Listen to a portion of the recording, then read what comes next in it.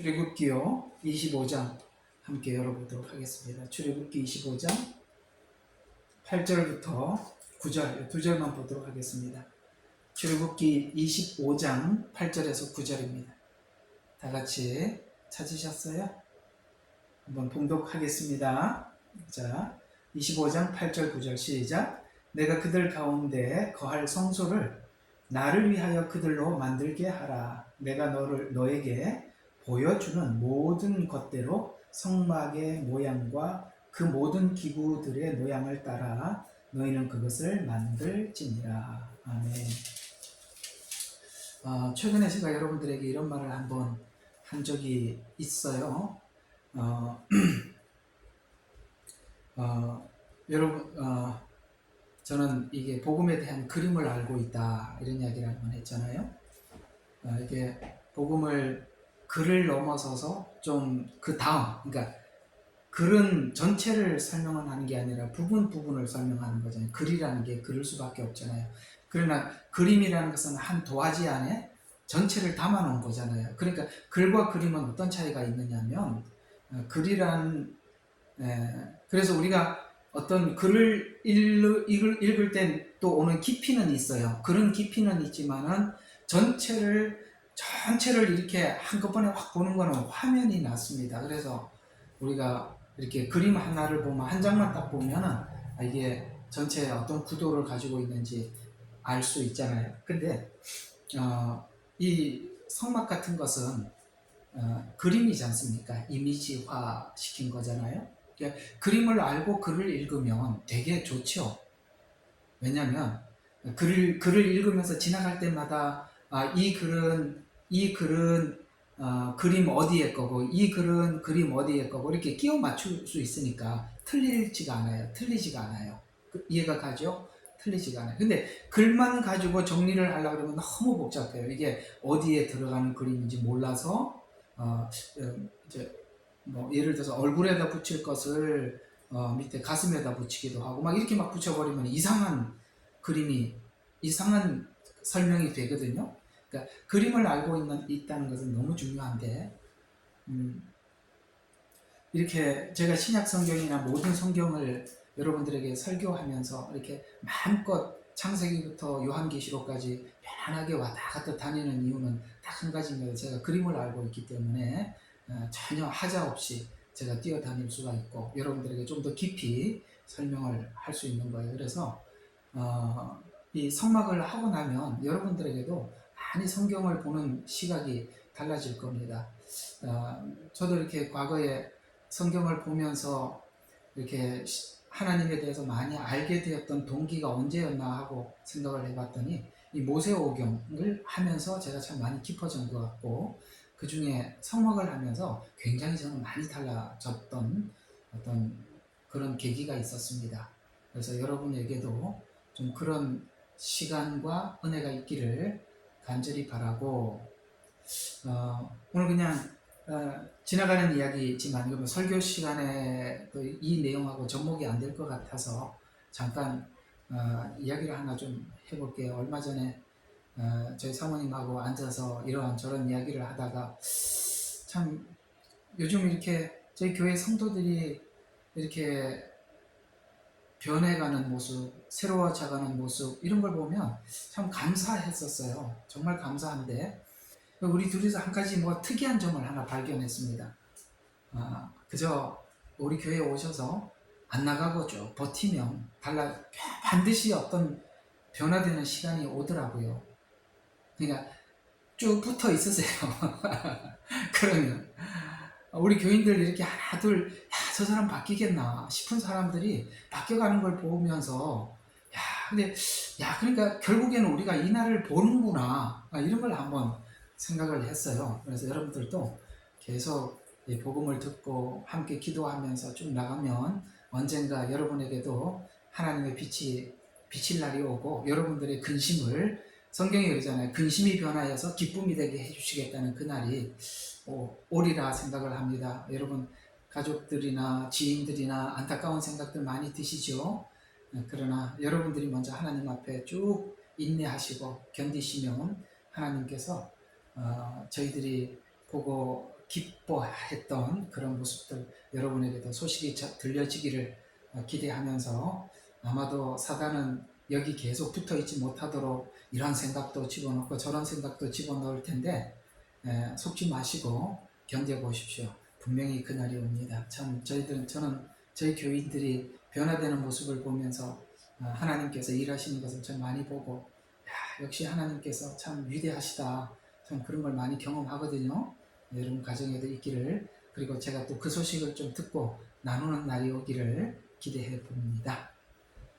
자, 오늘은 금방 읽었던 사도행전이면 출애굽기 25장 8절과 9절에 있는 말씀을 중심으로 해서 이제 이 성막이라는 이름이 또 특별한 다른 명칭들이 또 있어요. 그러니까 우리는 그냥 성막 이렇게 표현을 하고 있지만, 성경에는 이 성막이라는 표현이 굉장히 광범위해서 또 이렇게 특별한 명칭들이 쭉 있으니까 한번 살펴보도록 하겠습니다. 자, 첫 번째, 이 아할이라는 말, 아할, 이게 이제 원어로 하는 말인데, 히브리 원어로 알이란 이런 뜻인데요. 깨끗하고 빛난다라는 뜻으로 거룩한 장소의 막, 이렇게 해서 이게 성막 이렇게 부르는데, 그래서 이 왜 우리가 이 성막이라고 부르냐면은 이곳은 죄인이 들어갈 수가 있는 곳이 아니라는 거죠. 여러분, 천국은요 죄인이 들어가는 곳이 아니라 의인이 들어가는 곳입니다. 그렇죠? 그러면 이렇게 되는 겁니다. 예수님이 온 것은 죄인을 불러서 뭐 해서요? 회개케 해서 의롭게 하기 위해서 왔어요. 그러니까 주님이 부를 때 가서 회개하고, 그러면 하나님이 우리를 의롭다고 하셨어요. 그래서 의인이 된 거예요. 그곳에 오늘 저 성막의 이름이 뭐라고요? 깨끗하고 빛난다. 죄인은 들어갈 수 없다 라는 뜻에서 성막은 천상의 하나님 나라의 천국을 상징하기도 하는 것입니다. 그것은 누가 들어갈 수 있죠? 의인이 들어가는 것입니다. 그러면 예수님은 왜 오셨냐? 죄인을 불러서 의인 만들기 위해서 오신 거예요. 그렇죠? 그게 바로 중간에 그 회개라는 것이 있습니다. 자, 여기서 우리 회개라는 것도 굉장히 제가 요즘 이렇게 참 그렇게 이제 시대가 이런 시간이 다가오고 또 시대가 다 온 것을 많은 분들이 발견한 분들이 여기저기서 이렇게 외치는 목사님들 메시지를 제가 들으면서 그분들이 굉장히 회개를 외치는데, 이 회개를 외칠 때 조심해야 될 것이 뭐냐면, 성경에서 말씀하신 대로 회개를 하라고 외치느냐, 아니면 그냥 막 회개해야 한다라고 외치느냐. 이 회개라는 이 지점에 와서 어떤 사람은 율법적 회개를 하라고 이렇게 율법적으로 막 외치는 사람이 있는가 하면, 은혜가 뭔지 알고 회개를 외치라고 하는 사람도 있어요. 그러니까 회개라는 단어를 쓰면서도 그 외치는 사람들의 머릿속에는 율법적 관점에서 회개를 하라고 외치는 건지, 아니면 은혜라는 것이 뭔지 알고 그것을 회개하라고 하는 건지, 거기서 또 다른 거예요. 여러분, 천국은 회개하고 의로운 사람이 들어가는 곳입니다만, 반드시 회개에는 세 가지가 동반하게 되어 있는데요. 이 세 가지가 동반하지 않으면 그거는 회개가 아닙니다. 근데 우리가 일반적으로 이해하고 있는 회개는 내가 지난날 지었던 죄를 하나님 앞에 용서를 구하는 것 맞는데, 그러나 성경에는 회개라는 것이 둘째 아들이 한 걸 보고 회개라고 이야기하는 거예요. 첫째 아들은 회개한 게 아니에요. 맞지요? 첫째 아들은 아버지 집에 있었지만 아버지가 시키는 대로 틀림없이 했다라고 생각을 합니다. 여러분, 그게 회개한 건가요? 아니거든요. 그러나 그 첫째 아들이 언젠가 둘째 아들이 깨달았던 회개처럼 깨달을 날이 올 거예요. 그게 유대인들이 7년 이 기간을 통해서 우리가 했던 회개를 그들이 할 겁니다. 아시겠어요? 그러나 성경이 말하는 회개는 둘째 아들이 회개를 본보기로 보여준 겁니다. 그럼 둘째 아들은 어떻게 회개를 했습니까? 실제 자기가 아버지에게 어떻게 했는지 알고 아버지께 가서 어떻게 했습니까? 용서를 구했죠. 그러나 둘째 아들은 아버지께 지은 죄가 너무 많아서 그렇죠? 너무 많아서 용서를 안 해줘도 감사하다고 생각하고 들어간 거죠. 그랬더니 아버지는 다 용서를 받아주셨죠. 신을 신기고 옷을 입히고 반지를 끼웠다는 것은 여러 가지 의미를 가지고 있어요. 신을 신겼다는 말의 뜻은 너 종의 하나로 보소서라고 이야기했지만 너 종이 아니라 내 아들이다. 그런 차원에서 신을 신긴 겁니다. 옷을 입혔다는 것도 신분을 바꿔준 거예요. 우리가 옛날에는 갈라디아서에서 뭐라 그랬습니까? 율법의 종이었다는 말이에요. 이제는 그리스도 안에서 아들이 되었느니라. 여러분 갈라디아서 목요일날 하고 있잖아요. 그게 옷을 입힌 거예요. 그럼 반지를 끼웠다는 것은 뭐냐면 아버지 재산을 상속해 주겠다는 약속입니다. 상속이에요. 그래서 갈라디아서에서 보면 아들이면 상속자니 이렇게 했잖아요. 요즘 갈라디아서 우리 목요일날 설교하고 있지 않습니까? 그렇죠?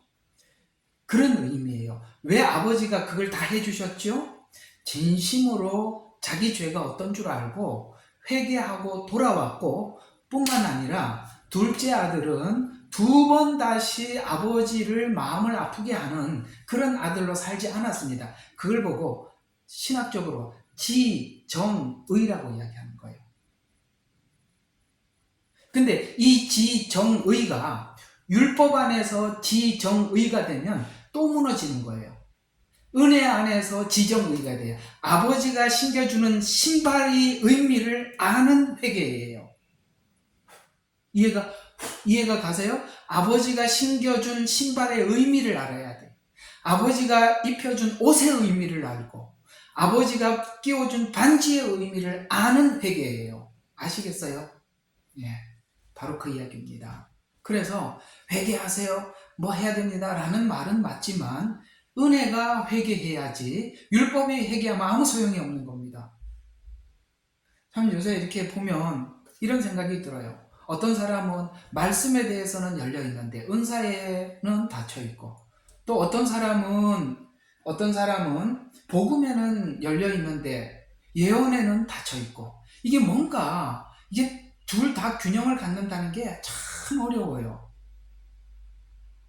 어떤 사람들은 예언은 잘 알아요. 근데 복음을 너무 몰라. 그래서 예언에 대해서 시대는 잘 설명을 해주는데 그러기 때문에 복음이 중요하다는 얘기를 못하는 거예요. 그러기 때문에 복음이 중요하다. 그쪽으로 돌아가지를 못하는 거예요. 참 답답한 일이고, 또 어떤 사람은 은사에 대해서는 열려 있는데 말씀을 모르니까 은사가 조금 뭔가 어색하게 쓰여지고 이상하게 쓰여지더라는 거예요.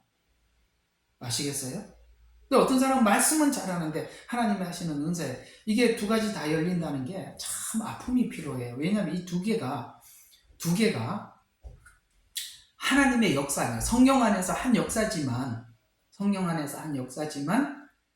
다르게 작용을 하는데, 사람마다 주님 앞에 돌아올 때, 하나님께 돌아올 때 그 들어오는 입구가 달라요.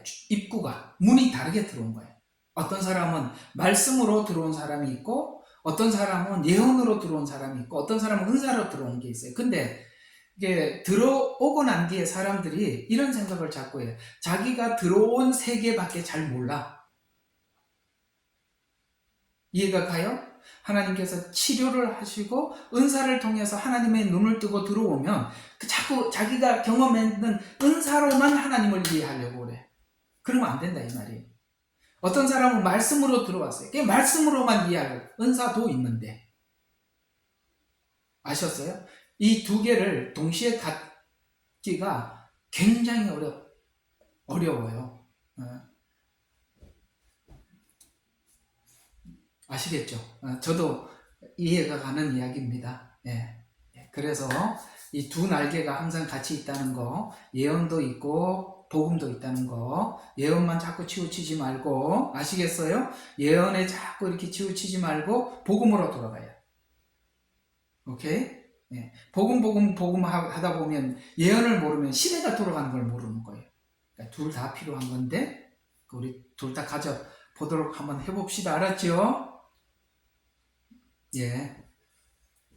자, 그래서 이 성막이라는 말, 깨끗하고 빛난다, 죄인은 들어갈 수 없다. 예수 그리스도의 보혈로 정결함을 입은 자만이 갈 수 있는 장소라는 뜻이 된다. 이거는 히브리서 10장 19절은 참고해 주시고, 자, 두 번째는 회막이라는 말로 쓴다.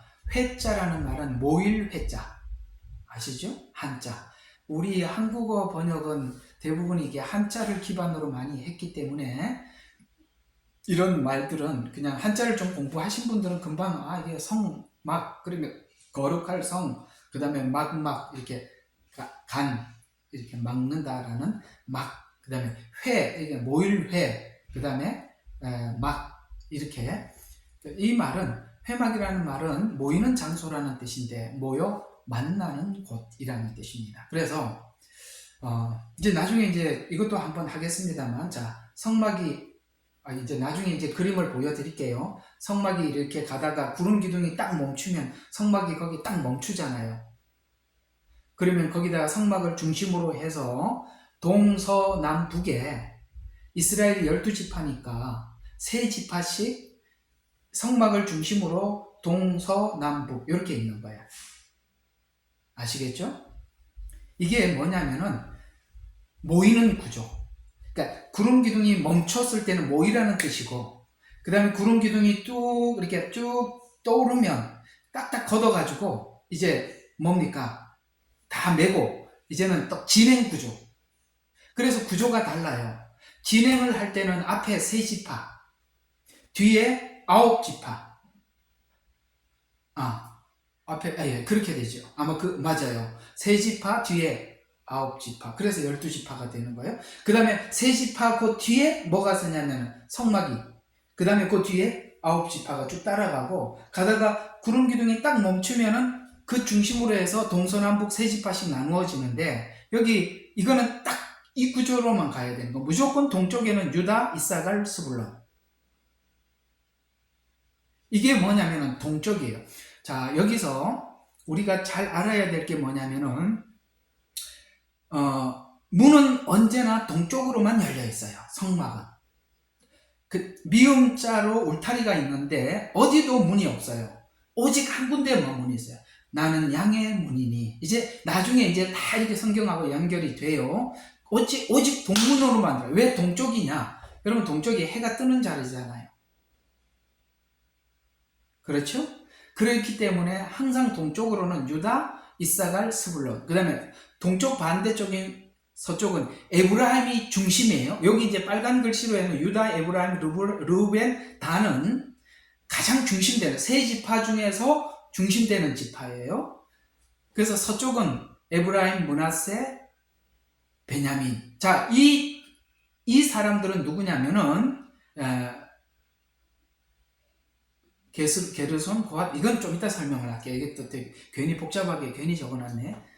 뒤에 나오니까. 그 다음에 남쪽으로는 르벤, 시몬, 갓. 근데 북쪽은 항상 어떤 쪽으로 나오느냐면 어두운 곳. 이렇게 나오는데 그 중심에 단 지파, 아셀 지파, 납달리 지파. 이렇게 되어 있습니다. 동서남북에. 그저 그런 정도는 좀 나중에 그림 한번 딱 보면 딱 보이니까 일단은 하고 지나갑시다. 그래서 하나님을 중심으로 이제 모여서 하나님을 만난다라는 회막이라고 합니다. 이 글자는 대만에서 쓰는 한자죠. 중국에서는 이런 글자 안 씁니다. 우리 한국도 이 글자를 쓰고 있습니다. 지금은 이제 중국에서는 이런 글자들은 없어지고 아주 간단한 간자체로 바뀌었죠. 자, 성소. 여러분 혹시 학교 다닐 때 한문 공부하시는 분들 손 좀 들어봐요. 하셨구나. 신정수 성도님도 하셨죠? 학교에서 한자 안 했습니까? 안 하셨구나.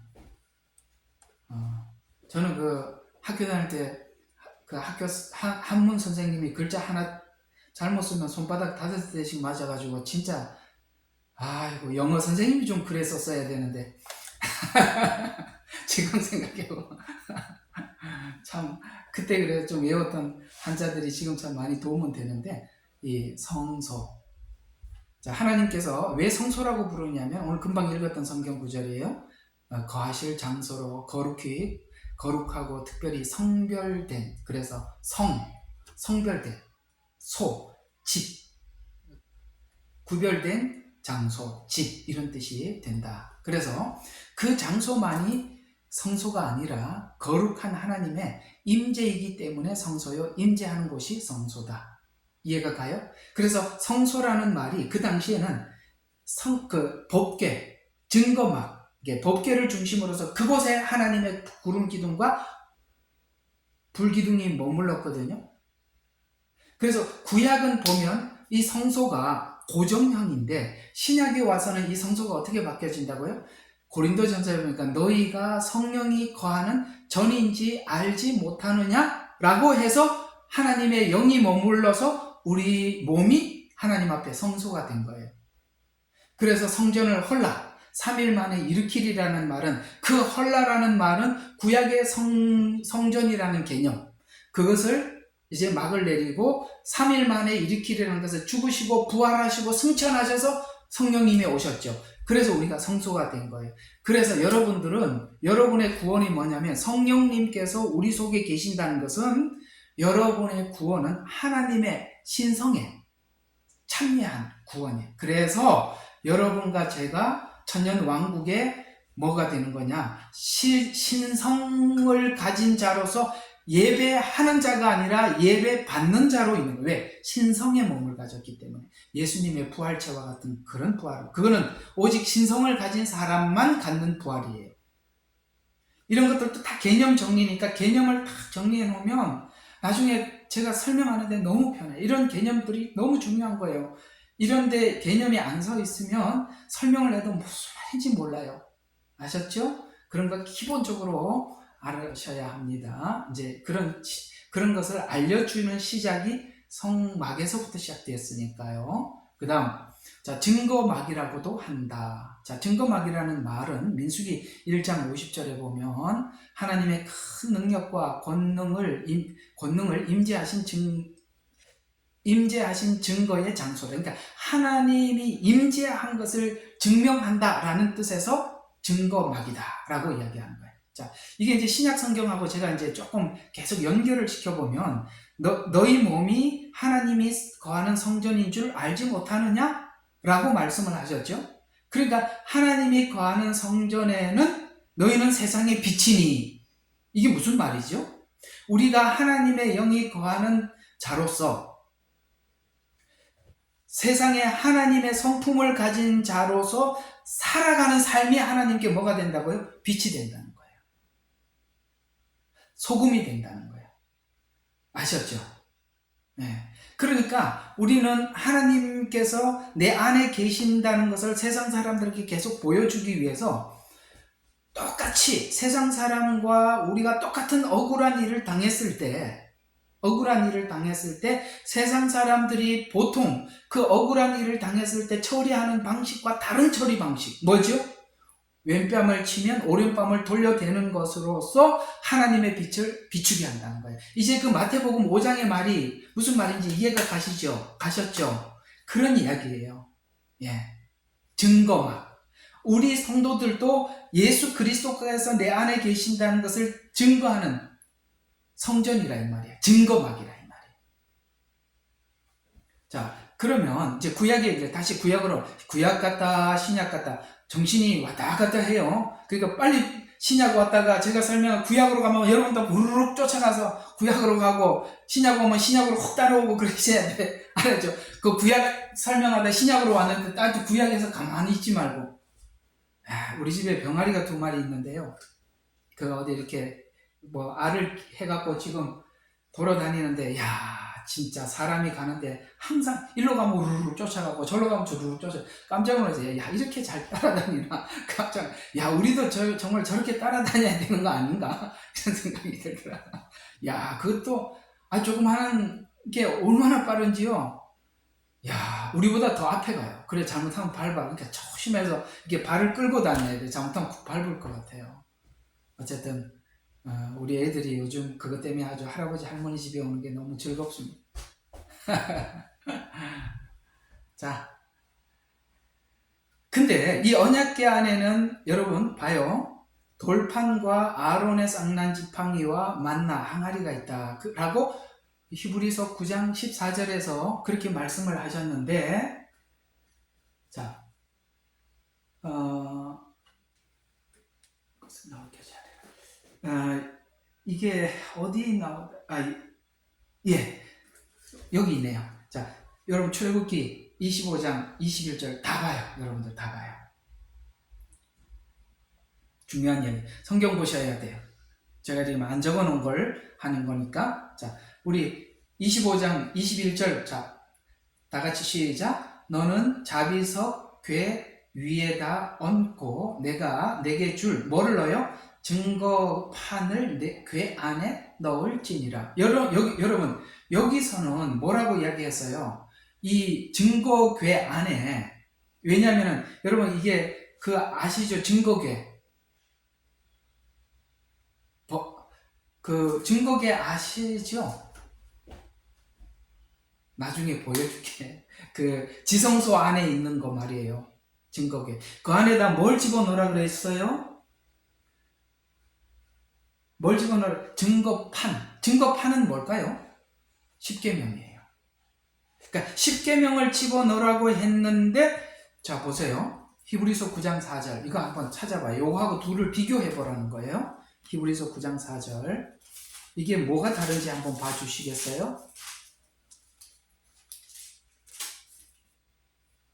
자, 여기 보면 거기에는 여기 이제 증거궤를 이야기하는 거예요. 지성소 안에 있는 증거궤에는 금항로와 전체를 금으로 싼 언약궤가 있고, 그 안에는 자 봐요. 만나를 담은 항아리, 그 다음에 아론의 쌍난 지팡이, 그 다음에 언약의 두 돌판. 여기는 언약의 두 돌판이라고 이렇게 말을 했고, 여기 출애굽기 25장 21절에는 증거판이라고 얘기했어요. 똑같은 이야기예요.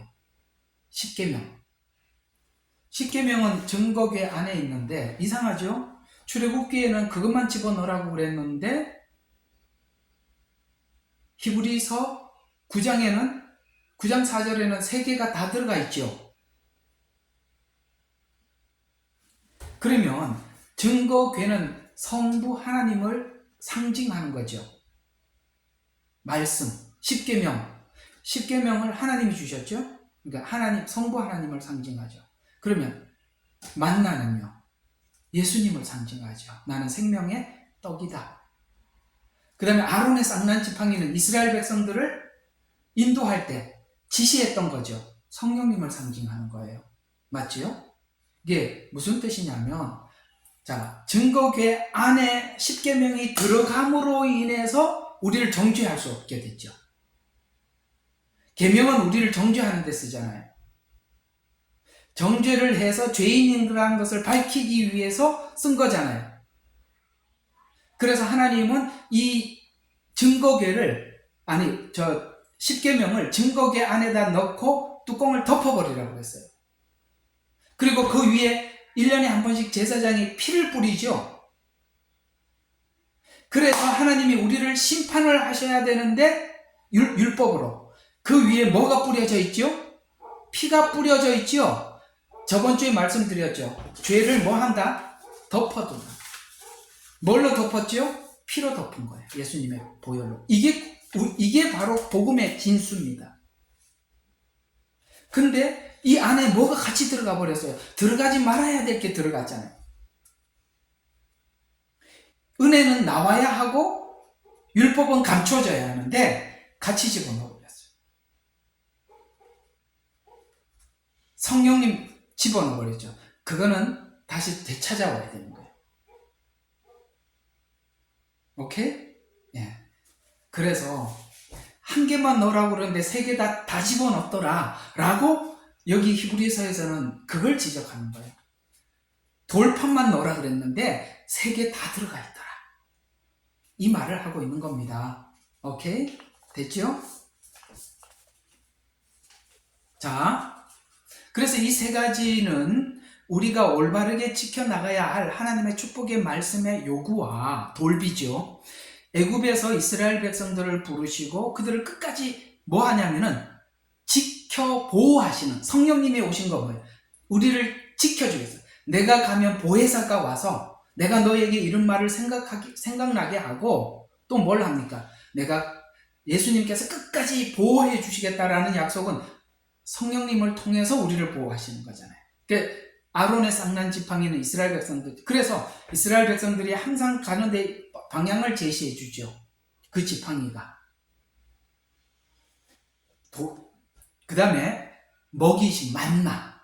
이스라엘 백성이 광야에서 계속 말씀. 그래서 여러분 항상 하나님 앞에 나와서 뭐를 받고 돌아가는 거예요? 말씀을 받고 돌아가는 거예요. 말씀을 받고 그 다음에 말씀대로 살 힘을 성령님이 주시고, 그러려면 성령님이 우리가 하나님 말씀 따라 살아갈 힘을 성령님이 주시는데, 이 성령님이 뭘 근거로 주시냐면 말씀을 근거로 주시기 때문에 우리가 필연적으로 말씀을 들으러 와야 되는 거예요. 굉장히 중요한 거예요. 이스라엘 백성들은 이 성막에서 떠나서는 살 수가 없는 거예요. 하나님의 성도들은 주님을 떠나서 살 수가 없어요. 우리 찬송가에 주 없이 살 수 없네, 맞지요? 주 없이 살라고 갔다가 돌아와. 왜 돌아올 수밖에 없냐? 한번 봐요. 자, 구름 기둥과 불 기둥이 이렇게 쫙 이렇게 내리고 있어요. 밤에는 너무 추우니까 이 불 기둥 속으로 들어와야 돼. 낮에는 너무 뜨거우니까 구름 밖으로 나가면 살 수가 없어요. 여러분 지금 40도 막 50도 막 오르락내리락 하는데 여러분 땡볕에 걸어갈 사람이 누가 있습니까? 잠깐만 걸어가더라도 뭘 생각합니까? 빨리 그늘로 들어가듯이 우리가 성령님의 보호 아래 들어가지 않으면 우리는 마치 구름 기둥을 벗어난 것과 같은 겁니다. 40년 동안 그 아래 보호를 받는 게, 구름과 성령님의 보호를 받고 만나, 은혜의 말씀을 듣고 성령님의 보호를 받으면서 어디까지 가는? 가나안 땅까지 가는 거예요. 이 두 개밖에 무기가 없어. 우리에게 아무 무기가 없어요. 자, 그래서 신자들이 천국에 들어갈 때까지 성막이 약속한 것처럼 말씀을 주시고 보호해 주시고 말씀을 공급하심의 축복을 하나님께서 약속해 주셨는데, 이와 같이 성막에 나와서 예배를 드리고 예배를 통해서 말씀하시고 보호하시고 인도하시기 때문에 오늘날 우리들도 예배에 성공해야 반드시 은혜가 유지되는 거예요. 아셨습니까? 그러니까 이 말씀 들어야 되는 이 시간에는 무엇과도 바꿀 수 없고 양보하면 안 되는 거예요. 물론 우리가 살다 보니까 어쩔 수 없는 상황이 올 수 있어요. 그때 철저하게 자기 자신을 돌아보고 관리해야 돼요. 휴가철이 되면 교회 목사님들이 다 비상이 걸려요. 왜냐하면 휴가 가서 신앙을 지키는 사람이 진짜인데 휴가 가면 자기 속에 있는 진상이 다 드러나거든요.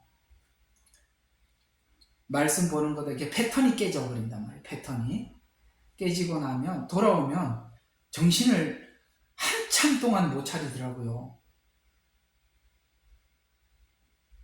우리가 예배 한두 번 빠져도 정말 이게 뭔가가 이게 패턴이 깨지는데, 그렇죠? 그러니 여러분 휴가 가서 여러분 신앙을 지키기 위해서라도 나름 뭔가를 하나님께 드리는 시간들을 어떤 방식 어떻게라도 찾아내서 길을 가면서 구경을 하면서 기도를 하더라도 마음 반 이상은 하나님께 계속 집중해야 그걸 지켜나갈 수 있는 거예요. 여기 휴가 가시는 분 명심하고 가세요. 난 누가 이 얘기 듣고 있는지 다 알고 있습니다. 아셨죠? 이걸 깨트리면 안 돼. 그래서 아무리 어렵고 힘들어도 우리가 예배의 패턴을 깨서는 안 된다는 거. 왜? 거기 나와서 예배를 드리고 하나님의 말씀을 받고 그렇게 해야만이 이 광야에서 보호를 받을 수가 있는 거예요. 자, 그 다음에 법막이라고도 부른다. 모세가 시내산에서 받은 두 돌판, 즉 율법이 보관되어 있는 곳이기 때문에 율법, 그래서 법막이다라고 부릅니다.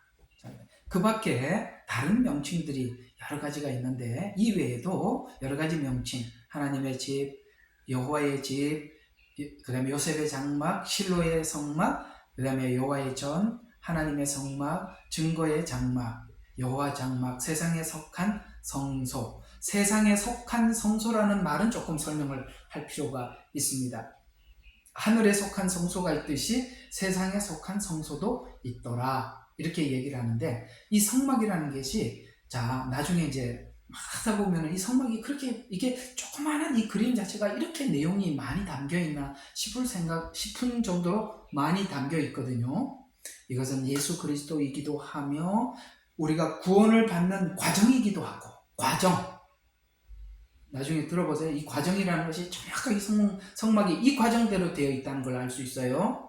과정이기도 하고, 또 하나는 하늘의 성막인데, 하나님 나라의 모형인데, 하나님 나라 모형을 성막으로 축소시켜서 우리에게 전해준 거다. 그래서 하늘에 속한 성소다. 이렇게 표현하는 거야.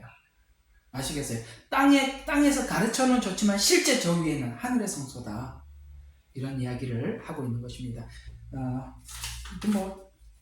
하다가 보면 이제 다 나오겠습니다만, 성막이 이렇게 정사각형이 아니고 직사각형이거든요. 이렇게 직사각형인데, 이렇게 이렇게 반을 나누어서 보면 위에 이렇게 X자, 그 다음에 아래 X자 하면은 요 중앙이 두 개가 중간에 여기하고 이렇게 둘이 만날 거 아니에요.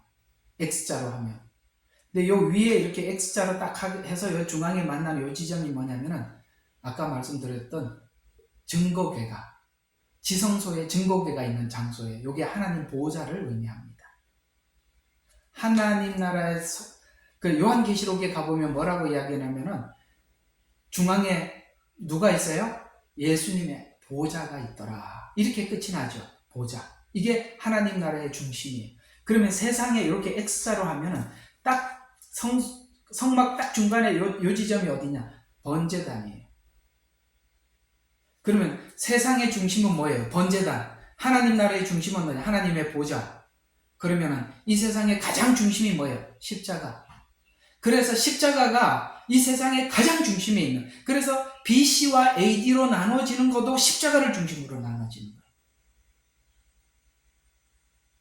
아시겠어요? 그래서 십자가를 통과한 자만이 하늘의 성소에 들어가는 그 말이에요. 세상에 속한 성소.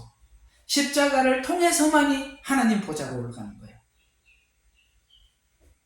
신비롭죠? 이 조그마한 그림 하나가 이런 신비한 비밀을 담고 있다니 정말 신비합니다. 자, 그 다음에 성막의 변천사. 이게 중요한, 여기 있구나. 네. 성막의 변천사. 좀 오늘 시간을 좀 보낼게요.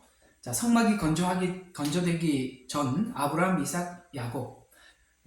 족장 시대는 이 성막이 제단이었어요. 제단 아시죠? 그래서 하나님 앞에 제사를 드릴 때 다듬지 않는 돌을 쌓아놓고 그 위에다가 제단을 드려요. 여러분, 다듬지 않는 돌이라는 단서가 붙어있는 이유는 뭐냐면, 하나님 앞에 제사 예배하는 우리들이 어떤 형식, 그러니까 우리가 뭘 제단해갖고 오지 말고 말씀 그대로 오라는 거예요. 말씀 그대로 오는 거예요. 이 말씀이 성경에는 어떻게 표현되고 있냐면은, 하나님께서, 다윗이 죄를 지어서 하나님 앞에 기도하다가 깨달은 게 뭐냐면, 하나님께서 원하시는 것이 제사가 아니라 상한심령이라. 여러분 읽어본 적 있으세요? 그게 다듬지 않는 돌이에요. 그러니까 우리가 하나님 앞에 상한심령으로 왔을 때 치유가 있고, 상한심령으로 왔을 때 은혜가 있는 건데, 이거는 뒤로 감추고, 예배라는, 제사라는 절차로 예배를 드린다는 것은 하나님을 만날 수가 없는 거예요. 주님이 원하는 것은 어떤 형식이나, 예배 형식이나 절차가 아니라 이 있는 마음 그대로 하나님 앞에 나온 거예요.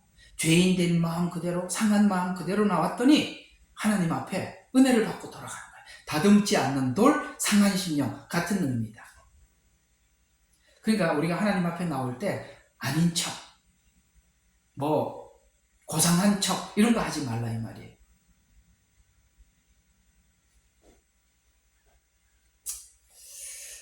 자, 그 후에 모세 시대는 성막과 유사한 회막을 지어서 모일회자, 아까 우리 회막 지나갔죠? 그래서 하나님 앞에 하나님과 만났다. 그 다음에 이후 대제사장만이 들어갈 수 있는 성막이 이게 이제 출애굽하고 난 뒤에 성막이 완성되고 난 이후에 이제 대제사장이 지성소에 들어갈 수 있도록 이렇게 체계화되었다. 광야 생활 후 가나안 땅에 들어가서 이제 솔로몬이 성전을 짓고 이제 이동했던 그것이 고정형으로 바뀌게 됩니다. 오케이? 이 변천사는 알고 계셔야 돼. 자, 처음에 제단, 그 다음에 회막, 세 번째 뭐예요? 성막, 네 번째는 성전 순서. 다시 한번 외워요. 제단, 두 번째 회막, 세 번째 성막, 세 번째 성전. 오케이? 네. 자, 그러면 시내산 성막 출애굽 이후에 2년 1월 1일에 성막이 시내산 밑에서 완공되었습니다. 그러니까 출애굽 후에 2년 후에 완공되었으니까 이스라엘 백성들이 40년을 광야 생활을 했으니까 38년 동안 성막에서 하나님 앞에 예배했다라는 역으로 그렇게 증거가 되는 거잖아요. 자, 그러면 성막을 이제 머물 때는 성막을 쳤다가 텐트를 쳤다가 그 다음에 또 움직이면 따라가야 될 때 반드시 이렇게 해야 한다 라는 하나님의 원칙이 있다는 거예요. 자, 잘 들으세요. 하나님 나라는 하나님이 운영하는 원칙이 있는 거예요. 하나님은 옛부터 지금까지 이 원칙을 한 번도 깬 적이 없어요. 하나님이 제일 싫어하는 게 뭐냐면 그 원칙을 깨고 월권하는 거예요. 아시겠죠? 네. 제가 조금 이 부분을 조금 여러분들에게 좀 설명을 해드리고 싶은 것은 여러분들이 다른 교회에 대해서 속상하더라도 목사님 욕하지 마세요. 절대 그렇게 하지 마세요. 그건 하나님이 하실 일이지 우리가 할 일이 아니에요. 그건 월권이에요. 막 뭐라 그러면 하나님이 분명히 이렇게 말씀하셔요. 내 종은 내가 다룬다. 아시겠어요? 예, 그저 기도해주고 그렇게 할 뿐이지 절대 그렇게 하지 마세요. 하나님은 하나님의 일하는 원칙이 있어요. 그 원칙을 비집고 들어온 것이 누구였어요? 사단이었습니다. 그렇게 하지 마세요. 자, 이런 걸 보면 하나님이 굉장히 질서 있고 굉장히 원칙을 중요시 여기시는 분이라는 것을 알 수 있습니다. 자, 이 원칙대로 해라. 자, 성막 운반의 원칙, 하나님의 일에는 정한 질서가 있대요.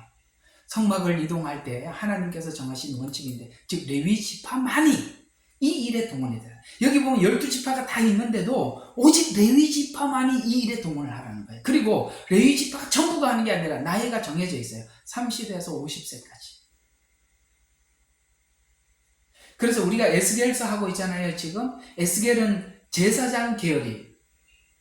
근데 에스겔서를 쓸 때 에스겔이 그 나이가 30세쯤 되었어요. 그러면 이 30세가 되었을 때 그는 성막에서 제사장으로 직무를 해야 되는데 지금 어디 와서 하는 거예요? 포로로 잡혀와서 여기서 마치 제사장이 하는 것처럼 말씀을 받아서 에스겔서를 전해준 거예요.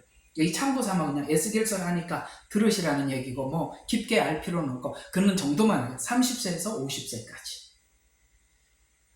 그러면 성막을 운반하는 직무가 있는데 이건 어떤 의미를 가지고 제가 설명을 하려고 그러냐면 교회는 각자가 해야 할 의무가 있어요. 성막을 운반하는데 그 안에 있는 기구들이 각 기구마다 각 기구마다 하나님 앞에 쓰임받는 특성이 있어요. 특성. 여러분 교회 가보면 목사님들마다 똑같지 않다는 걸 느끼시죠? 그죠? 그 왜 똑같지 않냐면 하나님 앞에 부름이 다르고 쓰이는 자리가 달라서 그래요. 여기 보면 게르손, 고핫, 무라리, 자손 이런 이 세 족속이 오직 이 세 족속만이 이 일을 하는데 동원돼요. 다른 어느 지파도 물건 하나도 갖다 줄 수 없어요. 오직 이 세 지파만이 이 일을 해요. 그런 것처럼 하나님의 것을 이들은 지금 운반을 하듯이 하나님의 것을 사람들에게, 성도들에게 전하는 의미, 어떤 그 각자의 각자에게 주신 사명에 따라서 어떤 일을 하고 있는 거예요. 그래서 그러는 거예요. 그래서 이걸 보면 이렇게 나옵니다. 게르손 자손은요, 레위 지파 아래 세 가문이 있는 거예요. 레위 지파 안에 있는 세 가문이에요. 예를 들어서 레위에게 세 아들이 있었다. 그 아들이 이제 계속 이제 게르손, 고핫, 무라리 이렇게 있는데, 자, 게르손은 성막, 이 사람들은 오직 이것만 담당하는데요. 성막, 장막, 덮개, 회막, 문장, 뜰, 휘장, 사면의 문장, 줄, 이런 것들은 게르손 가문이 운반 책임을 맡았었어요. 이건 뭘 의미하느냐? 덮개나 휘장이나 문장은 구분을 의미하는 것으로, 그러니까 보세요. 다 보세요. 덮개. 덮개는 위아래를 구분하는 거죠. 하늘과 이걸 구분하는 거죠. 그 다음에 또 휘장은 또 뭐죠? 커튼. 구분하는 거잖아요. 여기 다 보면은 다 구분하는데 쓰는 것들만 이 게르손 자손이 운반하는 거예요. 구분. 이게 뭐냐면 하나님과 인간 사이의 구별됨을 의미하는 재료를 운반하는 거야. 가만히 보면 어떤 목사님들의 메시지에는 구별을 외치는 목회자들이 있어요. 그렇죠? 거룩해야 합니다. 우리는 하나님의 자손입니다. 이렇게 해야 됩니다. 그런 부분들에 강조점이 있는 분들이 있더라는 거예요. 참 신기하죠? 이런 게 그런 의미를, 그냥 이렇게 들고 나르는 줄 알았는데, 이런 의미가 딱 보니까 다 구분되는 거. 고핫 자손은 뭘 했느냐? 자, 가장 중요한 것들, 그 안에 있는 기구 중에 정말 중요한 기구들을 고핫 자손이 맡았어요. 그 고핫 자손은 증거궤, 제일 핵심이 증거궤인데, 그걸 고핫 자손이 맡았고, 상, 등대, 이게 전부 다 지성소 안에 있는 물건들이에요. 등대, 단, 그리고 각종 기구를 날랐다. 이것은 가장 중요한 기구들을 운반하였고, 이것은 여러분 보세요. 증거궤 위에 하나님의 구름 기둥과 불 기둥이 임했어요. 그렇죠?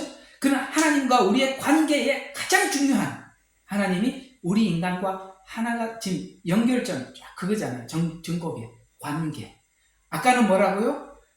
게르손 자손은 구별, 고핫 자손은 관계. 오케이? 참 신기하죠?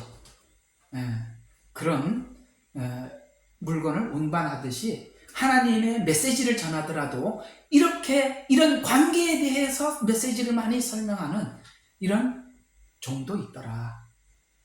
오케이? 자, 그 다음에 무라리 가문의 직무가 뭐냐? 널판, 그 다음에 띠, 기둥의 받침, 그 기둥마다 이렇게 받침이 있어요. 위에도 있고 아래도 있고, 그 다음에 뜰, 사면의 받침, 말뚝, 줄, 기타 관련된 기구의 부속물. 그러니까 여러분, 양이 누가 제일 많겠어요? 무라리 족속이죠. 왜냐하면 이게 널판 같은 게 엄청 많거든요. 이건 이제 무라리 자손이 옮기는데, 널판은 하나 이렇게 탁탁탁 이렇게 있잖아요. 그죠? 울타리에 보면 나무를 많이 세워놓듯이. 이건 어떤 의미를 가지고 있느냐면 성막의 구조물을 담당하는 것인데, 널판과 같이 교회 공동체의 기초와 구조물을 의미한다. 성도 하나가 모여서 교회라는, 이렇게 모여 있잖아요. 이게 지금 교회가 모여 있는 거잖아요. 이 일을 감당하는 부르심도 있다. 무라리 족속. 자, 또 한번 정리하고 지나갑시다. 자, 게르손 구별, 고핫 관계, 무라리, 그 다음에 뭐죠? 공동체를 지탱하는. 그래서 이 목사님들마다 하나님의 어떤 것을 이동을 하고 나르는데 그 부르심이 약간의 차이가 있구나 라는 것을 이해하죠. 그래서 이 성막을 이동의 직무를 통해서 이해하는 각자의 부르심을 생각해 보면, 자, 각 부르심의 직임이 서로 다르다는 거죠. 오늘 요걸 좀 하고 지나가야 되기 때문에 좀 시간을 좀 더 쓰자는 거예요. 직임, 은사 이런 것들이에요. 그걸 하나님의 어떤 부분들을 퍼나르는데 사람마다 약간의 차이가 있더라. 그래서 각 족장마다 맡은 역할이 다름을 의미한다. 다르다. 참 그렇죠. 우리 보면은 다 다르죠. 또 하나는 뭐 각 족장마다 맡은 역할을 뭐냐면은 잘 대신할 수 없다는 거예요. 대신할 수 없어요. 이게 참 이걸 그러니까 제 경험, 제 체험으로는 좀 이렇게 설명하면 좀 제가 사실 이게 강의를 안 하고 설교를 해보려고 무진장 애를 썼는데도 저는 이게 설교가 안 돼요. 참 이상해요. 그래서 사람들이 하고 그래요. 아니 당신이 설교를 지금까지 이게 설교를 해야지 강의를 하냐 그러면 나는 지금 아무리 설교를 만들어지질 않아. 이게 그래요. 그래서 이게 다르다는 걸 대신할 수가 없어요. 누군가가 저처럼 이렇게 흉내를 낼 수가 없는 거예요. 다 다르기 때문에. 그럴 수밖에 없는 거예요. 이해가 가시죠? 그 다름을 우리가 인정을 해야 돼요. 자, 그 다음에 또 뭐냐면 모든 총괄하는 책임이 있어요. 자, 이 세 족속이 여기 보면 게르손, 고앗, 무라리 자손이 각자가 자기 임무를 하는데 총괄하는 사람이 있어야 될 거 아니에요. 그 총괄하는 사람은 누구도 대신할 수 없어요. 이거는 누구냐면은 바로 아론의 후손 레위 지파 지도자인 엘리야살이 제사장이에요. 그가 이 세 지파의 모든 일을 한 것을 총괄하는 거예요. 교회도 여러분들이 각자가 부서가 있고 부서장이 있고 서로 간에 맡은 역할들이 다르더라도 총괄하는 사람이 있더라는 거예요. 자, 이런 모든 것들이 뭐 할 수 없다? 대신할 수 없다라는 그거 꼭 기억하세요. 그러나 이것도 똑같습니다. 각자의 부르심과 사명은 다르지만 뭐가 동일해? 목적이 동일하다. 목적은 동일하다. 자, 이 말씀을 오늘 이것 정리하고 끝내자고. 자, 여기까지 이제 왔으니까 이제 성막에서 이 이야기를 들었어요. 그러면 이게 신약 성경에 어디에 나와 있냐? 이거 한번 보자는 거죠. 고린도전서 12장으로 가봅시다. 드디어 고린도전서 12장이 홀로 있는 성경이 아니라 이미 구약의 성막 이야기 속에서 했던 말을 여기서 하더라. 그래서 신약과 구약의 짝은 뭐냐? 여기 이동하는 이 세 족속들의 사명과 고린도전서 12장에 있는 설명이 같은 의미를 가지고 있어요. 자, 그러면 1절과 3절은 이런 이야기입니다. 성도는 세상에서 완전히 그러니까 교회 밖에서 살다 온 사람이라는 것을 인정을 하고, 오늘 여기 보니까 하나님께서 이 세 족속에게 각자에게 임무를 주시고 하나님이 이렇게 하라고 분명히 말한 게 있죠. 우리가 세상에 살다가 교회에 들어와서 교회 일을 할 때는 우리가 세상에서 했던 그 방법을 절대 도입하면 안 된다는 거예요. 하나님은 하나님이 일하는 원칙이 있고 방법이 있는데 이걸 우리가 받아들이라. 그게 1절과 3절이에요. 한번 봅시다. 형제들아, 이제 나는 너희가 영적인 은사에 대해서 무지하기를 원치 않아. 이게 계속 무지하게 그렇게 살지 말고 이제는 좀 거기에 무지하지 않기를 원하노라.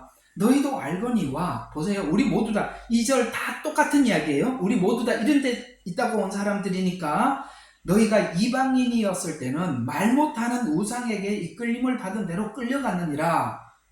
그러므로 내가 너희에게 말하노니 하나님의 영으로 말하는 사람은 누구를 예수를 저주받았다고 하지 아니하고 성령에 의하지 아니하고는 누구도 예수를 주라고 말할 수 없네. 인문이죠. 우리가 성령을 받았기 때문에 예수를 주라고 이야기하고 예수를 주라고 내 주인이라고 받아들이는 순간 옛날에 살아갔던 말 못하는 세상의 우상에게 끌려가고 세상 방식으로 살던 어떤 삶을 하나님 안에 들어와서는 하나님의 어떤 질서가 있는 거기에 대해서 순응하라는 거예요. 왜 무슨 말인지 아시겠어요? 세상에서 만든 어떤 제도와 구조가 교회 구조하고 다르다 이 말이에요. 여러분, 교회는 민주적인 방법으로 운영되어야 합니까? 아니면이라고 말을 하니까 이게 아마 벌써 답을 다 알고 있는 것 같으니까 교회는 민주적으로 운영되는 곳이 아닙니다. 하나님이 원하는 대로 가는 걸 뿐입니다. 그래서 하나님이 이걸 원하신다. 하나님이 원하시면 우리 모두 다 어떤 생각을 해야 되느냐면 하나님이 원하는 일을 어떻게 이루어 드릴까? 이쪽에서 생각해야지. 자, 우리 민주적으로 투표합시다. 교회는 투표하는 곳이 아니라, 아시겠어요?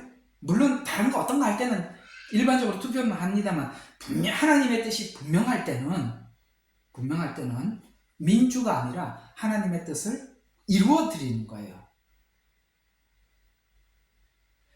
그래서 세상적인 방법은 어떤 기업을 운영을 하고 정치를 하고 그런 어떤 그런 원칙이 있어요. 그러나 교회 안에 들어와서는 너희가 옛날에 그런 방식대로 하지 마라. 너희가 옛날에 그렇게 살았잖냐. 그러나 하나님의 일은 그렇게 하나님이 일하지 않는다. 어떻게 일하느냐.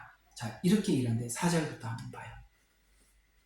다양한 은사들이 있으나, 자, 뭐를 가지고 하나님의 일을 하더라? 은사를 가지고. 세상에는 은사를 가지고 일하지 않지요? 은사 자체가 없는데요. 자, 은사가 있으나 성령은 동일하고, 이 동일하다는 말이 계속 반복됩니다. 자, 다양한 봉사들이 있으나 주는 동일하고. 자, 은사, 그 다음에 봉사, 그 다음에 다양한 역사들이 있으나 역사, 모든 것 안에서 모든 것을 역사하시는 하나님은 동일하다. 아시겠어요? 다르지만 같다. 왜? 하나님이 같고 성령님이 같으니까. 그러면 이렇게 봐야죠. 막 여러 부서에서 막 각자가 일을 하는데 목적이 다르면 각자가 다른 방법으로 움직이기 때문에 그러는 거예요. 그렇죠? 우리가 은사와 봉사와 역사들이 서로가 달라. 그렇지만 다르지만 목적이 하나가 같아. 그래서 해보면 어떤 하나님의 뜻을 이루어 드리는데 이 모든 것이 동원이 되더라. 그러나 7절 각 사람에게 성령의 나타나심을 주신 것은 유익을 위함이라. 뭐예요? 은사를 통해서도 누가 유익을 받을 수 있고, 봉사를 통해서도 유익을 받을 수 있고, 역사를 통해서도 유익을 받을 수 있어요. 유익, 어떤 유익? 영적 성장을 위한 유익을 받는다는 거예요. 유익하기 위함이라, 목적이 유익을 위해서 그러는데, 어떤 사람에게는 그 유익을 위해서 성령을 통해서 지혜의 말씀을 주시고, 또 어떤 사람에게는 같은 지식을 따라서 지식의 말씀. 이상하죠? 말씀은 말씀인데 어떤 사람에게는 지혜의 말씀을 주고 어떤 사람은 지식의 말씀을 주신대요. 그러면 지혜와 지식은 다르지만 둘은 같이 필요한 거죠. 왜냐하면 지혜도 지식에서 나온 지혜죠. 세상에도 지혜로운 사람이 있어요.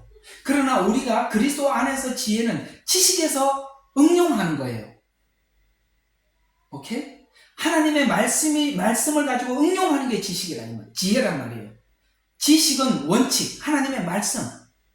그걸 응용하는 것을 보고 지혜, 이렇게 표현하는 거예요. 근데 세상의 지혜는 말씀 없이 지혜만 나오니까 하면 할수록 꼬이는 거예요. 그래서 하나님의 일을 할 때는 항상 하나님의 말씀을 생각을 하고 그 말씀에 따라서 지혜를 내서 하는 것이지, 그냥 우리 생각, 왜냐면 우리는 옛날에 말 못하는 우상에게로 끌려갔던 사람들이기 때문에 하나님의 지식을 동원하지 않고 지혜가 나오면 세상의 지혜로 나아간단 말이에요. 그렇기 때문에 지혜와 지식은 다르나 같다. 아시겠어요? 근데 말씀을 전하는 목사님들 보면은 지혜의 말씀을 잘 전하시는 분들이 계시고 지식의 말씀을 잘 전하는 분들이 계세요.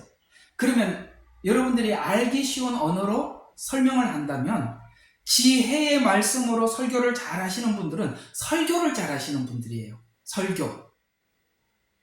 그럼 지식의 말씀으로 말씀을 잘 전하는 사람들은 저 같은 사람들, 이게 말씀을 이렇게 한 문적으로 자꾸 설명해주는 사람들. 그렇게 하면 돼요. 다른 말로 목사님들은 지혜의 말씀으로 설교를 잘하고 신학교 교수들은 지식의 말씀으로 교리를 잘 설명을 해주고. 아시겠어요? 그래서 말씀이라는 것이 지혜의 말씀도 있고 지식의 말씀도 있구나 이해할 수 있어요. 자, 9절. 또 어떤 사람에게는 같은 성령으로 뭘 주냐면 믿음을. 이쪽은 좀 아까는 8절은 말씀 쪽이라면 이쪽은 뭡니까? 믿음. 그러니까 믿음은 하나님 살아계심을 보여주는 거거든요. 믿음을 어떤 사람에게 성령으로 병 고치는 은사들을. 또 그 다음에 또 어떤 사람에게는 기적 행함을, 어떤 사람에게는 예언을, 어떤 사람에게는 영을 분별하는 거. 나중에 은사도 한번 해드리겠습니다. 여기 있는 쭉 목록들 한번 해드릴게요. 자, 예언함을, 어떤 사람에게는 영들을 분별함, 어떤 사람에게는 여러 가지 방언, 어떤 사람에게는 방언을 통역함. 여러분, 이게 있어요. 지금 방언이 없다고 이야기하시는 분들 아닙니다. 있어요. 성경에 있으니까 적어 놓잖아요. 그 다음에 방언 통역함을 주시느니라. 그러나 이 모든 일은 한 분이신 성령께서 역사하셔서, 자 봐요. 그분이 원하는 대로 나누어 주는 거예요. 그러니까 이걸 나는 이거 갖고 싶어 이게 아니라 그분이 원하는 대로 주는 거예요. 우리가 막 하다 보면 남들이 방언하는 거 보면 받고 싶어하고 받고 싶어요. 그러지 말라고. 그분이 원하면 주시고 안 주면은 아멘이고 저도 아멘이죠. 잘 여기다 동그라미 그 빨간 줄 좀 적어놔요. 그분이 원하는 대로 준다 이 말이에요. 원하는 대로. 그럼 안 주면 안 원하는 거잖아. 그죠? 주면 원하는 거고. 은사라는 것은 주는 분이 주는 것이지 나눠줍니다. 왜 이렇게 주시느냐? 왜 주시느냐? 여기까지 한번 봅시다. 왜 주는지. 자, 몸은 하나인데 많은 지체가 있고, 몸은 하나인데 많은 지체라는 말은, 여러분 저를 보세요. 제가 저라는 한 사람이 있어요. 저를 보고 전체를 보고 몸 이렇게 표현을 하지만 지체는 손, 발, 귀, 눈 이런 것들 보고 지체라고 하는 거예요. 아시겠어요? 몸은 하나인데. 그러면 몸은 하나인데, 자 봐요. 몸은 에베소서에서 몸이라고 표현할 때는 몸의 머리는 예수님이라고 하고, 그죠? 이 머리 밑에 있는 것을 보고 우리라고 이야기했어요. 그렇죠?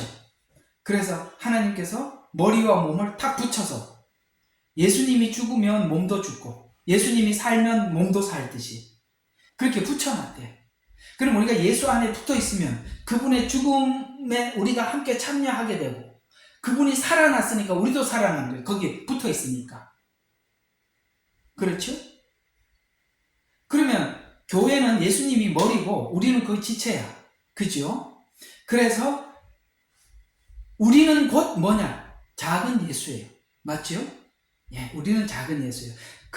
그래서 몸은 하나인데 많은 지체가 있고, 한 몸의 지체는 많아도 모두 한 몸인 것처럼 그리스도께서도 그러하시니라. 자, 그러면 이 몸을 설명할 때 크게 광의적으로 유대인이나 이방인이나 종이나 자유인이나 한 성령 안에서 우리가 모두 한 몸으로 침례를 받았으며 또 모두가 한 성령으로 마시게 되었느니라 라고 해서 이제는 유대인과 이방인이 다른 몸이 아니라 한 몸이 되었다라고 이야기한 거예요. 요걸 다시 에베소서에서 잘 설명을 해주고 있고, 그렇죠? 그래서 율법은 나누죠. 그러나 복음은 하나가 됐다면, 복음 안에서. 그래서 하나가 마시게 되는데 몸은 한 지체가 아니라 여러 지체로 되어 있으니, 맞지요? 아까 무라리 족속이, 그 다음에 고핫 족속이, 이거 뭐 세 개면 꼭 하나가 기억이 안 나요? 게르손 자손이 하는 일은, 각자가 하는 일은 다르지만 뭡니까? 같은 일을 하고 있잖아요. 성막을 운반하는 거.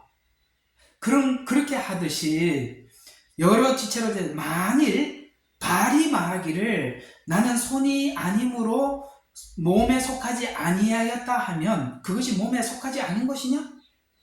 야, 네가 생각할 때 발 아니면 다 지체가 아니냐? 다 발이어야 하느냐? 이렇게 묻잖아요.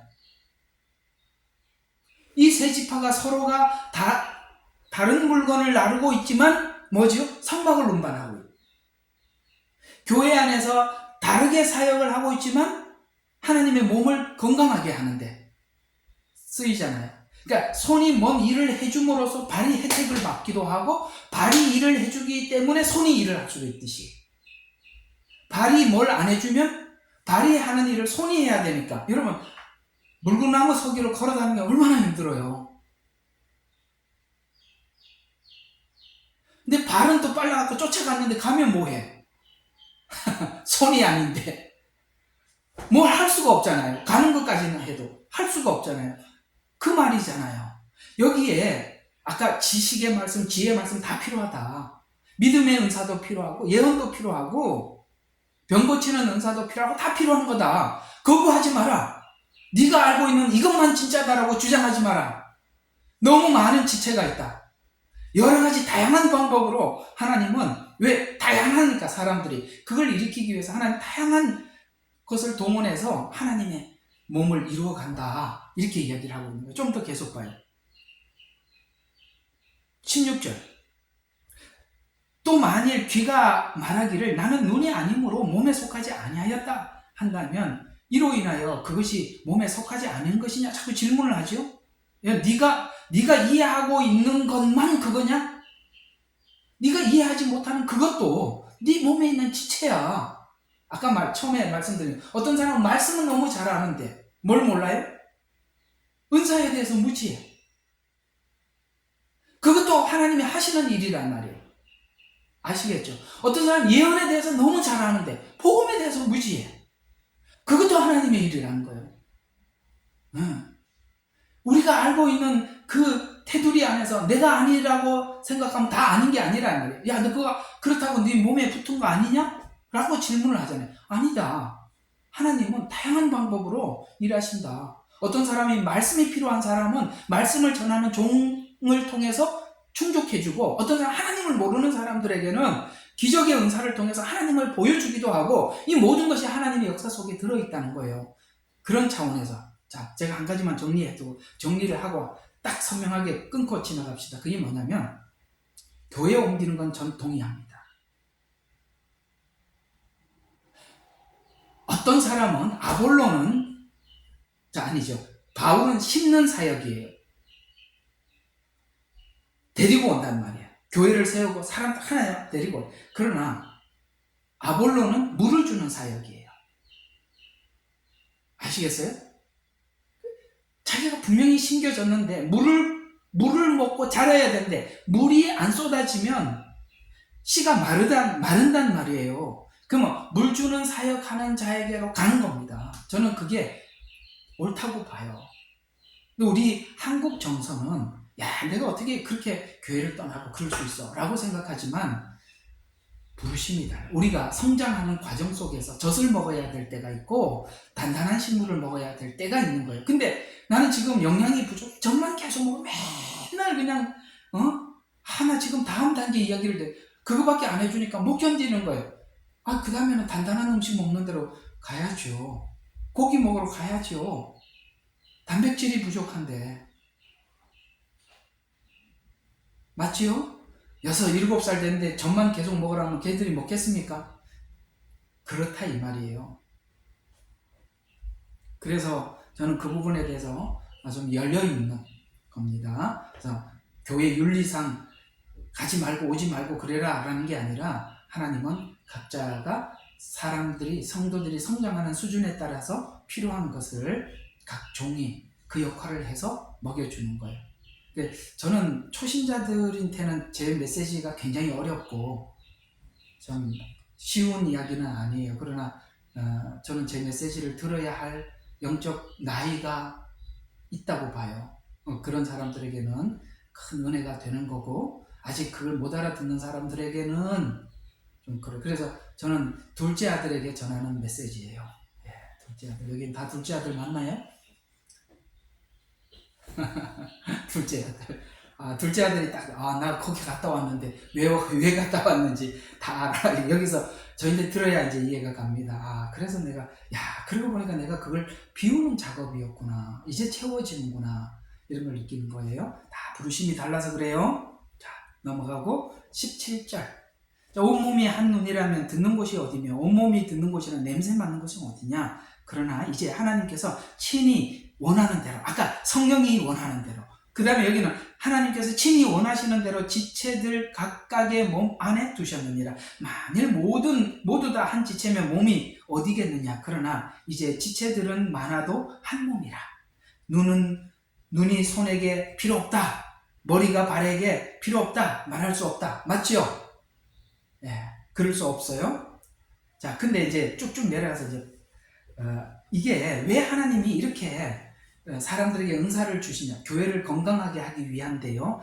누가 건강해야 되냐면 항상 보면 교회에 누가 있냐면은 아름답지 못한 지체, 연약한 지체가 있어서 그렇다는 거예요.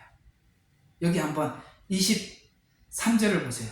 22절 뿐만 아니라 몸에 약하게 보이는 지체들이 오히려 더 욕이 나고 라는 말은 두 가지 의미에서 약한 자들을 위해서 은사를 줬다라고 말을 하기도 하고, 또 하나는 우리가 볼 때는 드러나지 않는 은사들 있죠.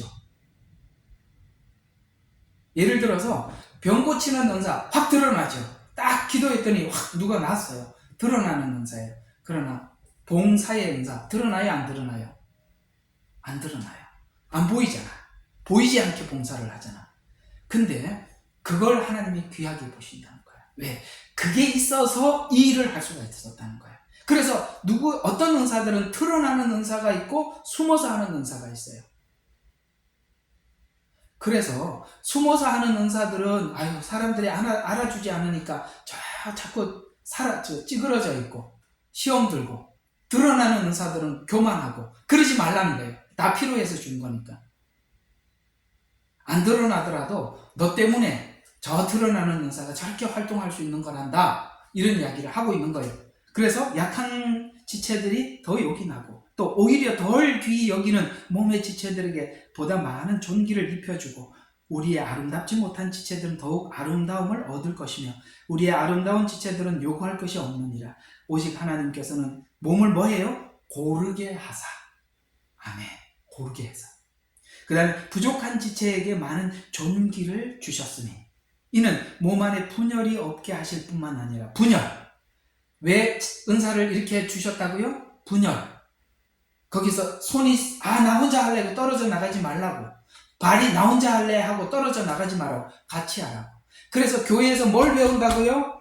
합력을 배우는 거예요. 하나됨을 배우는 것이 교회. 그래서 교회에서 내가 마음에 안 들더라도 견디세요. 넘어가야 될 일이에요. 그거 나는 이거는 싫어. 그걸 견뎌야 돼. 이거는 싫어를 견뎌야 되는 거예요. 여기서 이거는 싫어가 이단 복음을 견디라 이런 얘기가 아니에요. 그거는 오해하지 마세요. 성품적으로 나는 내 성격에는 저거는 싫어. 그래서 문제야. 예. 성격을 고쳐야지. 교회를 어떻게 고쳐요? 맞아요, 안 맞아요? 내가 맞춰야지. 군대에 살아가는 방식이 싫다고 어떻게 군대 자체를 뜯어 고쳐? 맞춰야죠. 그래서 이제 그만할게요. 이제 교사도 있고 이제 다음에 하기로 하고, 은사할 때 하기로 하고. 그래서 이 은사 위에 이 은사를 받은 각자의 부르심을 받은 모든 자들에게 뭘 요구해요? 그래서 고린도전서 13장이 12장의 은사 이야기하다가 중간에 끼어서 다시 14장에 또 은사 이야기를 하는 거예요. 더 뭘 하라고요? 31절 여기까지만 봐요. 오히려 너희는 최상의 은사를 열망하라. 이제 내가 너희에게 더 좋은 길을 보이리라. 어디죠? 사랑이에요. 이 무슨 이야기냐? 네가 무슨 은사를 받고 무슨 직임을 받고, 앞에 이제 내가 직임은 안 했습니다. 직임, 여기 목사, 복음 사도, 그 다음에 선지자, 교사, 이게 있어요. 직임, 은사, 다 하나님께서 교회를 세우기 위해서, 분열이 없게 하고 건강하기 위해서 준 건데, 은사가 문제가 아니라 각 은사를 받은 모든 사람들은 뭘 구하라? 더 좋은 은사를, 내 좋은 것을 보이리라. 그래서 사랑은 오래 참고 이렇게 등장하는 거예요. 사랑 없이 쓰면 뭘 받아도 다 망가지는 거니까. 그래서 은사 뒤에 사랑을 설명하는 것입니다. 오늘은 여기까지. 자, 정리 한번 하고 마치도록 하겠습니다. 자, 성막은 하나님이 말씀하신 원칙대로 운반을 해야 된다. 아시겠어요? 절대 그렇게 안 해요. 역대하인가 역대상인가 6장에 가보면 다윗이 법궤를 너무너무 하나님의 성전에 드리고 싶어서 정말 자기가 충신으로 여겼던 우사를 보냈어요. 지휘자로. 그랬더니 여러분, 법궤를 운반을 할 때는 반드시 청색 보자기에 싸고 해달의 가죽을 덮고 그 꽤 이렇게 고리가 4개가 있어요. 그 고리에다가 동그란 걸 저기 봉 같은 걸 끼워서 어깨에 메고 옮기게 돼 있어요. 내가 아까 말씀드렸죠. 절대 원칙은 바뀌지 않는다고. 그런데 그걸 어디다 실었죠? 수레 위에다가 실은 거예요. 그렇게 옮기면 안 되는데, 그런데 가다 보니까 소가 뛰니까 그게 막 법궤가 떨어지려는가 탁 붙잡다가 바로 축사해버렸어요. 왜요? 하나님은 아무리 좋은 의도라도 하나님의 원칙대로 하지 않으면 안 되는 거예요. 이대로 옮기라는 거예요. 이대로.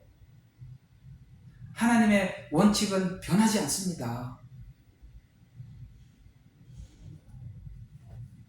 그래서 하나님께서는 각